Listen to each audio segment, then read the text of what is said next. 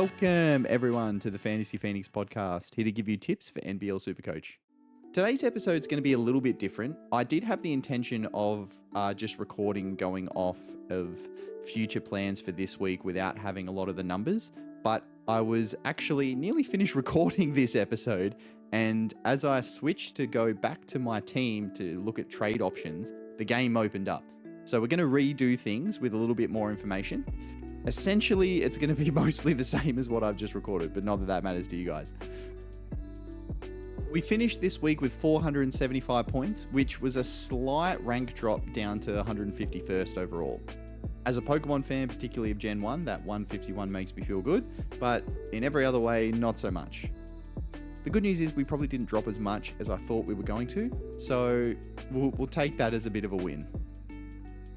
We had the captaincy on Big Sauce, which was always going to be the case, and considering how that first half was against the Jack Jumpers, I thought it was going to be a disaster, but 73 points was good enough for the third most by any player for the round.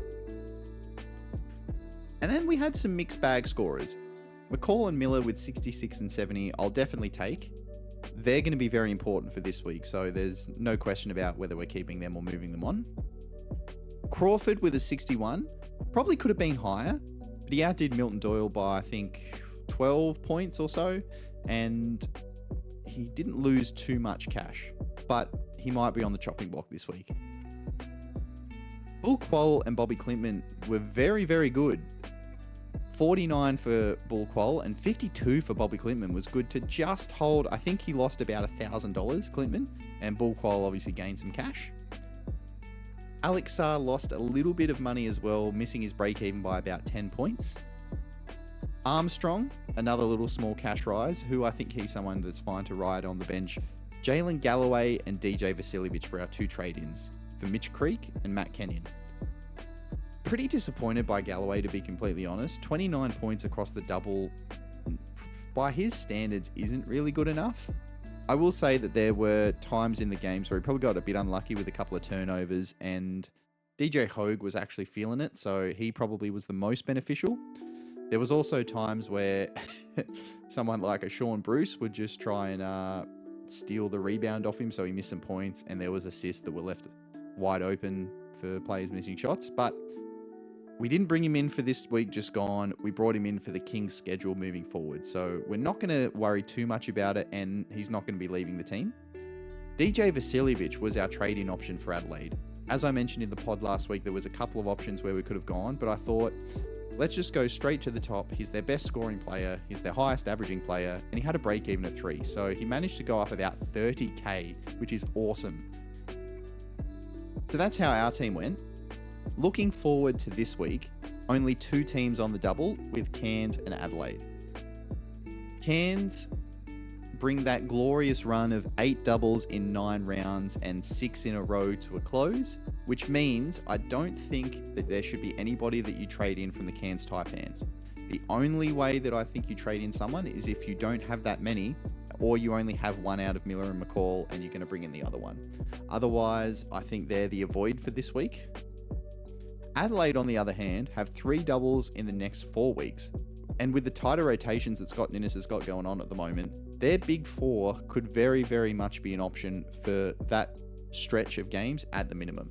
In terms of who to trade in out of them, I think it's probably better to go for, if you can get your hands on 2 of them. You don't necessarily need to go straight to DJ3J. If you can get away with a Jacob Wiley and a Trey Kell, I think that's a great option. Or a Humphreys and a Trey Kell even, if that's what your cash allows you to do. There wouldn't be anyone else from Adelaide. Nick Marshall did show some promise a couple of weeks ago with that 18-point performance, but only 1 SuperCoach point. It's hard to trust him now as a field option. So unless you need that cash and you're going to downgrade to him from, say, a Bull Quoll or a Bobby Klintman or one of those guys from Cairns, especially with the Sixers more than likely going to be out of playing contention soon. Hopefully he'll get more burn then.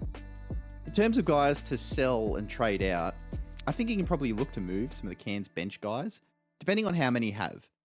I have 5 Cairns players, for example, and there's a very, very strong chance that I'm going to be trading out at least one of them this week.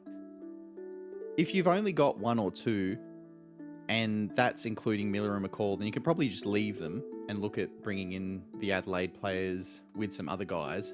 But next week, Melbourne and Sydney are the only 2 teams on the double, so keep that in mind with your trade outs.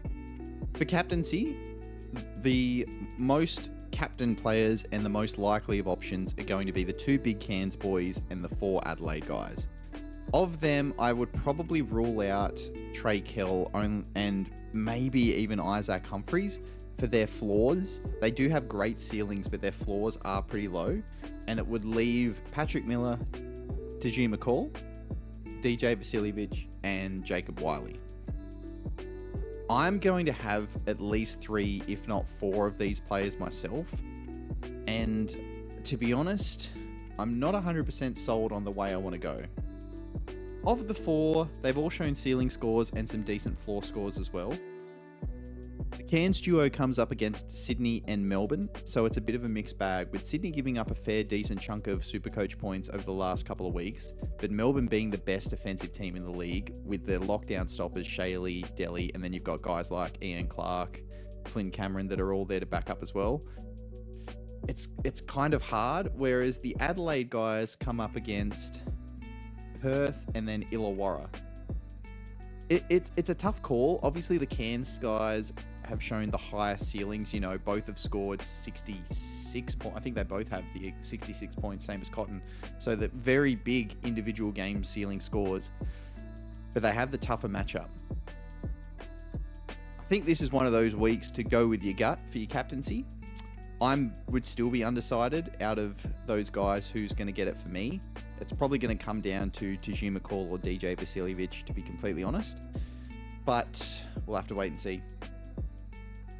For trades this week, I'm not 100% sold, which is pretty much how it is every week. But coming into the round, I'm less sure than I have been in the last few weeks.